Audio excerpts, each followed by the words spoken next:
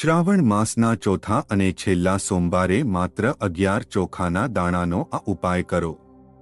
18 August 2025ના રોજ શ્રાવણ માસનો છેલ્લો સોમવાર છે। આ દિવસ ખૂબ જ ખાસ અને મહત્વનો દિવસ છે। શાસ્ત્રોમાં પણ કહેવામાં આવ્યું છે કે મોટા અને ખાસ દિવસોમાં જો કોઈ ઉપાય કરવામાં આવે તો તે ક્યારે પણ નિષ્ફળ જતો નથી। તેનું પરિણામ અવશ્ય મળે જ છે। તેથી જ્યારે પણ તમને સમય મળે ત્યારે તમારે 11 ચોખાના દાણાનો ઉપાય અવશ્ય કરવો જોઈએ, કારણ કે આવો દિવસ આખા વર્ષમાં માત્ર એક જ વખત આવે છે। મિત્રો, શ્રાવણ માસના સોમવારનો જો સૌથી મોટો કોઈ ઉપાય હોય તો તે આ ચોખાના દાણાનો ઉપાય છે। તો સોમવારના દિવસે તમારે 11 ચોખાના દાણાનો ઉપાય અવશ્ય કરવો જોઈએ। વાસ્તુશાસ્ત્ર અનુસાર ચોખા એ ચિંતામણી સમાન ગણાતું અનાજ છે। ચોખાની શુદ્ધતા, સમૃદ્ધિ અને આશીર્વાદનું પ્રતીક માનવામાં આવે છે। ચોખાની સુંદરતા એ છે કે તે ભૂખને તૃપ્ત કરે છે અને સાથે સાથે ધનશક્તિને ખેંચે છે। અને જ્યારે તે યોગ્ય દિવસે યોગ્ય પદ્ધતિ દ્વારા દેવતાને અર્પિત થાય ત્યારે એ દેવી લક્ષ્મી અને ભગવાન શિવ બંનેને પ્રસન્ન કરે છે। તો જો તમે હજુ સુધી આ ઉપાયને નથી કર્યો તો પણ હજુ તમારી પાસે એક તક છે। જો તમે શ્રાવણ મહિનામાં આ છેલ્લા સોમવારે ઉપાય કરી લો તો તમને એવું ફળ મળશે જેની તમે ક્યારે કલ્પના પણ નહીં કરી હોય। તેથી તમારે આ ઉપાય એક વખત જરૂર કરવો જોઈએ। ભક્તો, આજના વિડીયોમાં અમે તમને ખૂબ જ સારી રીતે આ ઉપાયને સમજાવવાના છીએ। આ વિડીયો જોયા પછી આ ઉપાય સમજવા માટે તમારે બીજો કોઈ વિડીયો જોવાની જરૂર નહીં પડે। તો ચાલો હવે વિડીયો શરૂ કરીએ। મિત્રો, બધા જ મહિનાઓમાં શ્રાવણ માસ એટલો ખાસ અને એટલો મહત્વનો હોય છે। એવું માનવામાં આવે છે કે કેટલીક વાર મોટી પૂજા અને અનુષ્ઠાનથી જે મનોકામના પૂરી નથી થતી તે 11 ચોખાના દાણાનો ઉપાય કરવાથી પૂર્ણ થઈ શકે છે। આ ઉપાય ઘણા લોકોએ કર્યો છે અને તેમને આ ઉપાય કરવાથી ચોક્કસપણે ફળ મળ્યું છે। જો તમે પણ આ ઉપાયને શ્રાવણ માસના સોમવારે કરવા માંગો છો તો પહેલા ઉપાયને સારી રીતે સમજી લેજો અને સાંભળી લેજો અને પછી કરજો। આ ઉપાય કરવાથી તમને ચોક્કસ ફળ મળશે। તો ચાલો જાણીએ આ ઉપાય કેવી રીતે કરવાનો છે, ઘરમાં કઈ જગ્યાએ કરવાનો છે અને કેટલા ભાગ્યે કરવાનો છે, અને આ ઉપાય કરતી વખતે તમારે કઈ બાબતોનું ધ્યાન રાખવું તે અંગેની તમામ માહિતી આપીશું। પરંતુ તેના પહેલા કોમેન્ટ બોક્સમાં હર હર મહાદેવ અને તમારા કુળદેવીનું નામ જરૂરથી લખજો। સાથે આ વિડીયોને લાઈક કરજો અને ચેનલને સબસ્ક્રાઇબ અવશ્ય કરજો અને તમારા ફાયદા માટે ગરીબી દૂર કરવા માટે આ વિડીયોને અંત સુધી જોતા રહેજો, ત્યારે જ તમને લાભ મળશે। હવે સૌથી પહેલા જાણીએ કે આ 11 ચોખાના દાણાનો ઉપાય કોને કરવો જોઈએ। તો જુઓ, ઘરની માતાઓ કે બહેનો હોય તેમાંથી કોઈ એક માતા કે બહેન આ ઉપાય કરી શકે। જો તમે ઈચ્છો તો તમે ઘરના બધા સભ્યોને પણ આ ઉપાય કરાવી શકો છો। જો કોઈ વ્યક્તિને પોતાની કોઈ મનોકામના હોય, પોતાનું કોઈ દુઃખ કે સમસ્યા હોય અને તે આ ઉપાય પોતાના માટે કરવા માંગે છે તો તે પણ આ ઉપાય પોતે કરી શકે છે। બાકી ઘરમાં કોઈ એવી વ્યક્તિ હોય જે આખા ઘર પરિવારની સુખ શાંતિ માટે ઉપાય કરવા માંગે છે તો તે પણ કરી શકે છે। તેમાં કોઈ સમસ્યા નથી, એટલે કે આ ઉપાય દરેક સભ્ય કરી શકે છે। જો કોઈ પણ માતા કે બહેન પોતાના ઘરની સુખ અને શાંતિ માટે, ઘરમાં સુખ અને સમૃદ્ધિ વધારવા માટે આ ઉપાય કરવા માંગે છે તો તેઓએ ખાસ કરીને આ વિશેષ ઉપાય કરવો જોઈએ, કારણ કે માતાઓ અને બહેનો ઘરની લક્ષ્મી છે અને જ્યારે ઘરની લક્ષ્મી કોઈ ખાસ ઉપાય કરે છે તો તેનું પરિણામ ખૂબ જ સારું આવે છે અને ચોક્કસ પરિણામ મળે છે। જો ઘરમાં માતાઓ કે બહેનો ઉપસ્થિત ન હોય કે તેઓ ઉપાય ન કરી શકતા હોય તો ઘરનો કોઈ પુરુષ સભ્ય પણ 11 ચોખાના દાણાનો ઉપાય કરી શકે છે, તેમાં કોઈ સમસ્યા નથી. હવે આગળનો પ્રશ્ન આવે છે કે આ ઉપાય આપણે કયા સમયે કરવો જોઈએ? સવારે કરવો કે સાંજે? જો આ ઉપાય તમે સવારે પણ કરી શકો છો અને સાંજે કરવો હોય તો પ્રદોષકાળના સમયમાં પણ કરી શકો છો. હવે જો તમે પૂછો કે આ ઉપાય કરવાનો સૌથી શ્રેષ્ઠ સમય કયો છે, તો અમે તમને કહેશું કે સવારના સમયે ઉપાયને કરવો વધુ શ્રેષ્ઠ રહેશે. જો કે સાંજે પ્રદોષકાળમાં પણ કરશો તો પણ સારું છે, તેમાં કોઈ સમસ્યા નથી. પણ બની શકે તો વહેલી સવારે આ ઉપાયને કરવાનો પ્રયાસ કરવો. હવે આગળની સૌથી મહત્વની વાત એ છે કે સવારે આપણે ઉપાય કરીએ તો કયા સમયે કરવો અને સાંજે પ્રદોષકાળમાં કરીએ તો કયા સમયે કરવો. તો ભક્તો, સવારે જેટલું વહેલું થઈ શકે તેટલું વહેલું આ ઉપાય કરવાનો પ્રયત્ન કરો. જો કોઈ કારણસર થોડું મોડું થઈ જાય છે તો 10 કે 12 વાગ્યા સુધી પણ આ ઉપાય કરી શકાય છે. પરંતુ 12 વાગ્યાથી વધુ મોડું ન થાય આ વાતનું ધ્યાન રાખજો.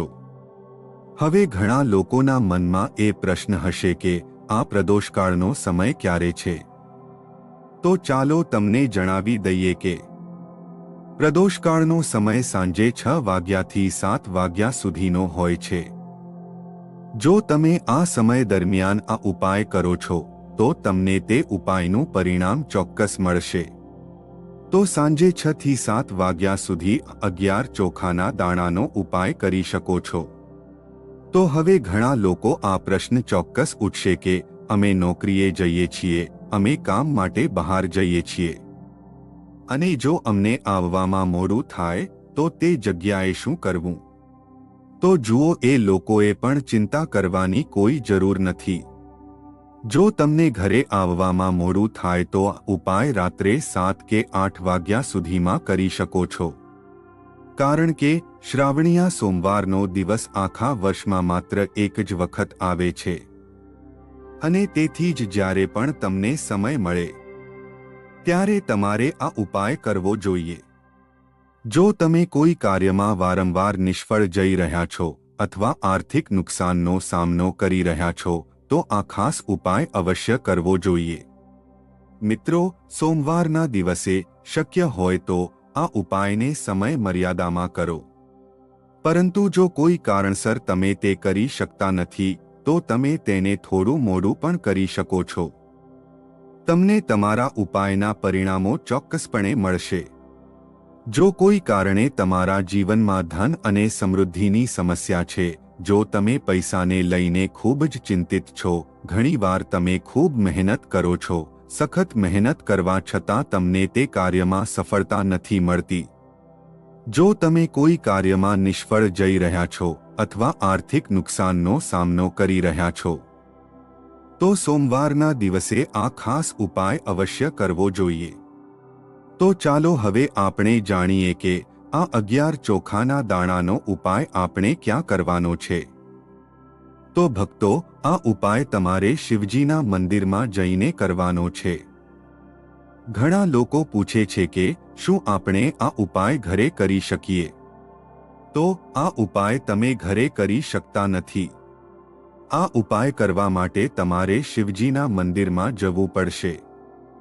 હવે આ ઉપાયને લઈને અન્ય મોટી વાત એ આવે છે કે આ 11 ચોખાના દાણા આપણે ક્યાંથી લેવાના છે? દુકાનેથી લાવવાના છે કે ઘરમાં પડ્યા હોય એ પણ લઈ શકાય?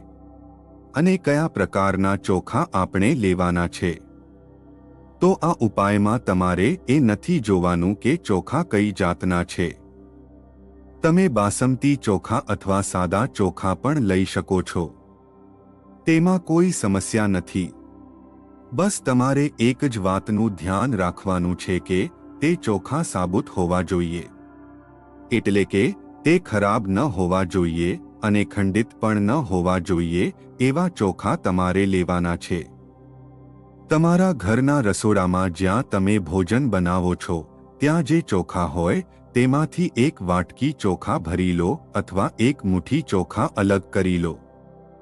કારણ કે આપણે અહીં ફક્ત 11 ચોખાના દાણાની જ જરૂર પડશે.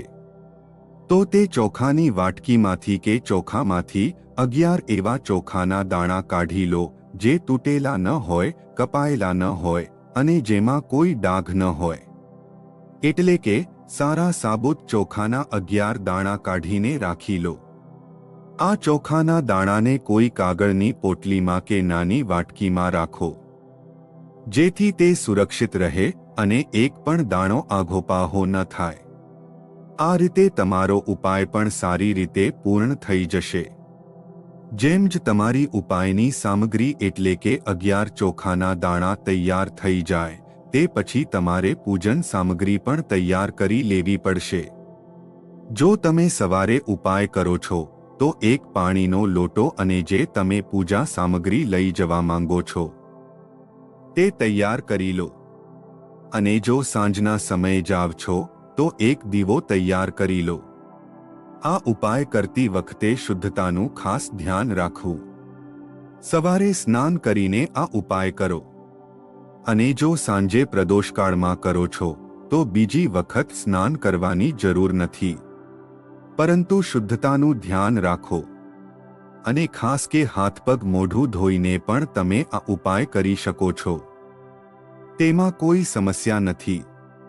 તો તમે તમારી ઉપાયની સંપૂર્ણ સામગ્રી તૈયાર કરીને તમારી નજીકના શિવ મંદિરમાં પહોંચી જાઓ. સૌથી પહેલા શિવ મંદિરમાં જઈને ઉપાય નથી કરવાનો. પહેલા ભગવાનના દર્શન કરો, આશીર્વાદ લો અને પછી શિવલિંગની પાસે આવો. શિવલિંગની પાસે આવ્યા પછી તમે જે પૂજા સામગ્રી લાવ્યા છો, જેમ કે સવારે ગયા હો તો એક લોટો પાણી અને અન્ય પૂજન સામગ્રી છે, તેનાથી ભગવાન શિવજીનું પૂજન કરો. સૌથી પહેલા એક લોટો પાણી લઈને અભિષેક કરો અને પછી તમારી પૂજન સામગ્રી ચઢાવો. અને જો તમે આ ઉપાયને સાંજે કરો છો તો તમે જે દીવો લાવ્યા છો તેને મંદિરમાં જઈને પ્રગટાવો અને શિવલિંગની પાસે રાખો. આ દીવો રાખ્યા પછી જ ઉપાયને શરૂ કરવો. તેમજ તમારું પૂજનાર્ચન પૂર્ણ થઈ જાય, ભગવાન શિવને પ્રસન્ન કરી લો. પછી શિવલિંગની પાસે બેસી જાઓ અને તમે જે ઘરેથી ચોખા લઈને આવ્યા હતા તેમાંથી 11 ચોખાના દાણા અલગ કાઢીને તમારી સામે મૂકી દો. જ્યારે તમે સૌથી પહેલા ભગવાન શિવનું પૂજનાર્ચન કરીને પછી આ ઉપાયને કરશો તો તમને ઉપાયનું ફળ ખૂબ જ ઝડપથી અને ખૂબ જ મોટા પ્રમાણમાં મળશે. આ ઉપાય તમારે તમારા જમણા હાથની હથેળીથી કરવાનો છે. તેથી આ વાતનું ખાસ ધ્યાન રાખવું. તમે એક કાગળની પોટલી ખોલીને રાખો અને તેને સામે રાખો અને તમારા 11 ચોખાના દાણા કાઢી લો. પછી તમારે શું કરવાનું છે? તો શિવલિંગ તમારી સામે હશે તો તમારે 11 ચોખાના દાણા એક એક કરીને શિવજીના શિવલિંગ પર ચઢાવવાના છે. તમારે તમારા જમણા હાથની હથેળીથી શિવલિંગ પર ચઢાવવાના છે. ભલે પછી તે જાતે જળધાર પર પડી જાય, તેમાં કોઈ સમસ્યા નથી. હવે તમારે શું કરવું? તો પહેલો ચોખાનો દાણો લો અને શિવજીનો મંત્ર શ્રી શિવાય નમસ્તુભ્યમ બોલો અને પછી શિવલિંગ પર ચડાવી દો. આ જ રીતે બીજો ચોખાનો દાણો લો, શિવલિંગ પર ચઢાવો અને મંત્ર બોલી દો. ત્રીજો ચોખાનો દાણો લો, શ્રી શિવાય નમસ્તુભ્યમ બોલો અને શિવલિંગ પર ચઢાવી દો. આ રીતે તમારે એક એક કરીને 11 ચોખાના દાણા શિવજીના શિવલિંગ ઉપર ચઢાવવાના છે. અને ભગવાનને પ્રાર્થના કરતા રહેવું. એટલે કે પ્રાર્થના તો તમારે છેલ્લે કરવાની છે, પરંતુ દરેક ચોખાનો દાણો ચઢાવતી વખતે શ્રી શિવાય નમસ્તુભ્યમ અવશ્ય બોલવાનું છે. તમારા 11 ચોખાના દાણા શિવલિંગ પર ચડી જાય તે પછી તમારે શું કરવું? તો ભગવાનને તમારી મનોકામના કહેવાની છે. મનોકામના ક્યારે બોલવી? તો જ્યારે તમારો 11મો ચોખાનો દાણો તમારા જમણા હાથની હથેળીમાં હોય અને તમે તેને ચડાવવા જાઓ છો ત્યારે શ્રી શિવાય નમસ્તુભ્યમ બોલીને છેલ્લો ચોખાનો દાણો શિવલિંગ પર ચડાવી દો અને પછી ભગવાનને તમારી મનોકામના બોલી દો. જે મનોકામના દુઃખ કે સમસ્યા માટે તમે આ ઉપાય કરી રહ્યા છો તે તમે શિવજીને જણાવી દો. ત્યારબાદ આ ઉપાયને પૂર્ણ કરો અને તે પહેલા 2 મિનિટ માટે ભગવાન શિવજીના મંત્રનો જાપ અવશ્ય કરવો અને મંત્રનો જાપ કર્યા પછી ભગવાનને ફરી એકવાર તમારી દુઃખ કે સમસ્યા માટે પ્રાર્થના કરવી. આ પછી શિવજીના આશીર્વાદ લઈને ત્યાંથી ઊભા થઈ જાઓ. આ રીતે જે વ્યક્તિ નાની નાની વાતોનું ધ્યાન રાખીને 11 ચોખાના દાણાનો ઉપાય કરે છે તેની તમામ મનોકામના નિશ્ચિતપણે પૂર્ણ થશે અને તેના જીવનમાં જે પણ દુઃખ અને સમસ્યા હશે તે પણ જલ્દી પૂર્ણ થશે. મિત્રો, જો તમે અહીંયા સુધી વિડીયોને જોયો છે તો અમે તમને વધુ એક ઉપાય જણાવવાના છીએ. આ ઉપાય તમારે ખાસ કરીને સોમવારના દિવસે કરવો જ જોઈએ. વાસ્તુશાસ્ત્રમાં ચોખાનું સ્થાન ખૂબ જ ઊંચું માનવામાં આવે છે. ચોખા એટલે કે અન્ન, અન્નને દેવતા માનવામાં આવ્યા છે. કહેવાય છે કે જ્યાં અન્ન હોય ત્યાં ધન હોય છે અને જ્યાં ધન હોય છે ત્યાં દેવી લક્ષ્મીનો વાસ હોય છે. ચોખા શુદ્ધતા, પવિત્રતા અને આરોગ્યનું પ્રતીક છે. ચોખાનું દાન કરવાથી કે તેનો ધાર્મિક ઉપયોગ કરવાથી ઘરમાં ધનની વૃદ્ધિ થાય છે. પણ ખાસ કરીને જ્યારે એ 11 દાણા હોય અને શ્રાવણ માસના આ છેલ્લા સોમવારે ઉપયોગમાં લેવાય ત્યારે એ ઉપાય ચમત્કારિક બને છે. શ્રાવણ માસના છેલ્લા સોમવારે સવારે સ્નાન કરીને શુદ્ધ વસ્ત્ર પહેરો. હવે પૂજાની જગ્યા પર શિવલિંગ હોય તો શ્રેષ્ઠ છે અને જો નથી તો ભગવાન શિવનો ફોટો રાખો.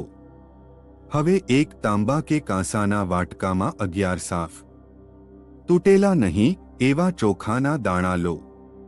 આ દાણા પર હળદર, કુમકુમ અને એક તુલસીના પાન સાથે પ્રાર્થના કરો અને બોલો, હે મહાદેવ, મારા જીવનમાંથી દરિદ્રતા દૂર કરો. ઘરમાં સુખ, શાંતિ, ધન અને વૈભવનો વાસ કરો. આ દાણા પછી તમારી તિજોરીમાં પૈસા રાખવાના સ્થાન પર અથવા દુકાનના કાઉન્ટરમાં મૂકી દો. માન્યતા છે કે એ સ્થાને ધન આવીને વસે છે અને પૈસા ક્યારે ઓછા થતા નથી. જો ઘરના સભ્યને બહુ મહેનત છતાં સફળતા ન મળતી હોય તો 11 ચોખાના દાણા અને એક કાળી મિર્ચીને મિક્સ કરીને કોઈ પણ ગુરુવાર કે સોમવારે બિલ્વના પાનમાં મૂકી ભગવાન શિવને અર્પણ કરો. પછી એ પાન વહેતી નદી કે તળાવમાં વહાવી દો. આ ઉપાયથી માનસિક અવરોધ દૂર થાય છે.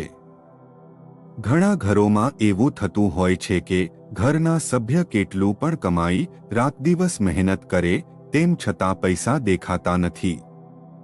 પૈસા અટકી જાય છે, આકસ્મિક નુકસાન થાય છે કે વિવાદ ઊભા થાય છે. આવા સમયે 11 થી 11 ચોખાના દાણા ઘરના ચારે ખૂણા પૂર્વ, પશ્ચિમ, ઉત્તર, દક્ષિણમાં મૂકો. દર સોમવારે એ દાણા બદલો.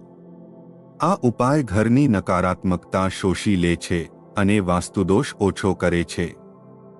લક્ષ્મી પ્રાપ્તિ માટે શ્રાવણના છેલ્લા સોમવારે સવારે 11 ચોખાના દાણા લો અને સાથે એક ચાંદીનો કે તાંબાનો સિક્કો, બંનેને લાલ કપડામાં બાંધીને ઘરમાં જ્યાં તમે પૈસા રાખો છો તે સ્થળે અથવા તિજોરીમાં મૂકી દો.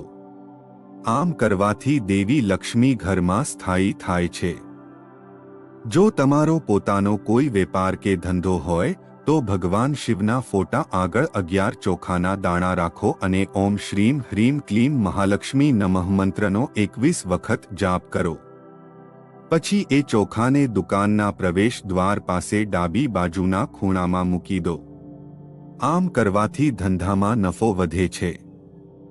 બાળકોના અભ્યાસ અને બુદ્ધિવૃદ્ધિ માટેનો ઉપાય: 11 ચોખાના દાણાને બાળકોના પુસ્તકો પર રાખીને પ્રાર્થના કરો.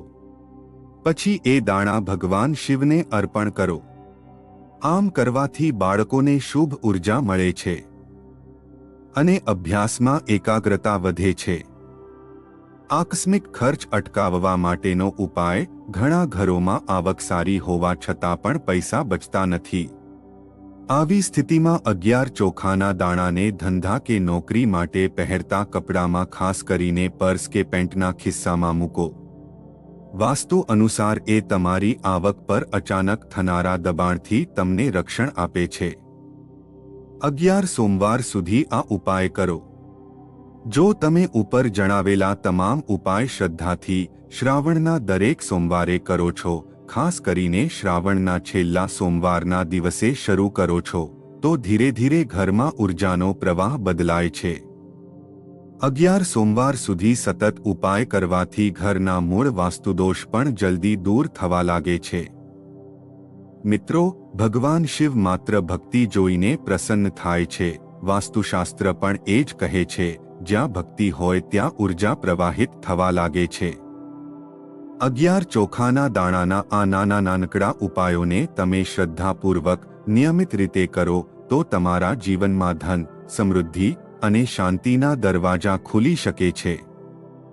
તો મિત્રો, જો તમને આ વિડિયો પસંદ આવ્યો હોય તો વિડિયોને લાઇક અને શેર જરૂરથી કરજો અને કોમેન્ટ બોક્સમાં હર હર મહાદેવ જરૂરથી લખજો. સાથે આપણી ચેનલને સબસ્ક્રાઇબ કરીને બાજુમાં આપેલા બેલ આઇકનને પ્રેસ કરી ઓલ ઉપર સેટ કરી દેજો, જેથી તમને નવા વિડિયોની નોટિફિકેશન તુરંત જ મળે. વિડિયોને અંત સુધી જોવા બદલ તમારો ખૂબ ખૂબ આભાર.